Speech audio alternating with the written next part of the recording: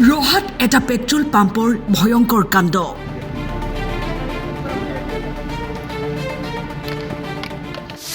চাওক বাহনখনৰ পৰা লিটাৰে লিটাৰে কি ওলাইছে।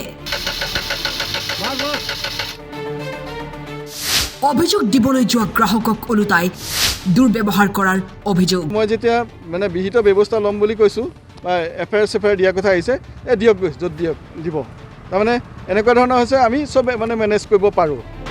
গ্ৰাহকক পেট্ৰলৰ পৰিৱৰ্তে দিছে পানী। ৰহাত নতুনকৈ স্থাপন কৰা এটা পেট্ৰল পাম্পৰ বিৰুদ্ধে উত্থাপিত হৈছে গুৰুতৰ অভিযোগ।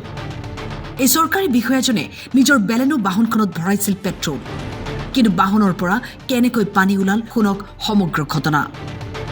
মোৰ এখন বেলেনো আছিলে, বেলেনোখনৰ তেল অলপ কমাৰ কাৰণে টকা 500 তেল ভৰাই লৈ গ'ল। তাৰপিছত আপোনাৰ গাড়ীখন লৈ আহিয়ে আপোনাৰ 2 কিলোমিটাৰমান যোৱাৰ পিছতে হাইৱেতে গাড়ীখনত ষ্টাৰ্ট বন্ধ হৈ গ'ল। মেকানিক দুজনে চাই কোনো ধৰণৰ একো প্ৰব্লেম নেদেখি লাষ্টত সন্দেহ হৈ টেংকিটো খুলি চালে, টেংকিত গোটেই পানী।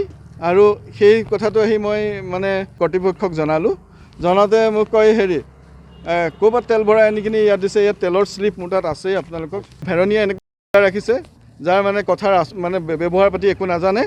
আৰু মই যেতিয়া বিহিত ব্যৱস্থা ল'ম বুলি কৈছোঁ বা এফআইআৰ দিয়াৰ কথা আহিছে, দিয়ক য'ত দিয়ক দিব। তাৰমানে এনেকুৱা ধৰণৰ হৈছে, আমি চব মেনেজ কৰিব পাৰোঁ। পেট্ৰলৰ সলনি সম্পূৰ্ণ পানী, অকণমানো পেট্ৰল নাই তাতে। চোৱাৰ পিছত আপোনাৰ তেলটো জ্বলাব পৰা নাই। মেইন পাইপ খুলি চালোঁ, তাত তেলৰ জেগাত আপোনাৰ পানী আহি আছে। তেল ডিপু বা ভৰোৱা ফিল্টাৰত থকা ষ্টকখিনি আহিলে, ষ্টকত ইমানখিনি আহিলে আৰু 2 কিলোমিটাৰমান অহাৰ পিছত ইয়াতে বন্ধ হৈ গ'ল। এতিয়া আপোনাৰ তেলৰ জেগাত পানী আহি আছে, খালি গাড়ীখনটো বৰবাদ হৈ যাবগৈ তেনেকৈ। ভুক্তভোগী লোকজনে ইতিমধ্যে ৰহা থানাত এজাহাৰ দাখিল কৰাৰ লগতে জিলা আয়ুক্তকো লিখিত অভিযোগ প্ৰদান কৰে। এতিয়া 2 কিলোমিটাৰ যোৱাৰ পিছত সেই আগৰ যিখন তেল আছিলে সেইখন গুচি গ'ল। এতিয়া মোৰ ইঞ্জিনে গাড়ী গোটেইখিনি বৰবাদ হৈ যাব। এতিয়া কি হ'ব, কি কৰিম মই ভাবিব পৰা নাই। তাৰমানে বিহিত ব্যৱস্থা এটা হ'লে ভাল হয়। আপোনালোকৰ ওচৰত কাষ চাপিবলগীয়া হ'ল। ৰহাৰ পৰা ইন্দ্ৰ কুমাৰ নাথৰ ৰিপৰ্ট, টাইম 8।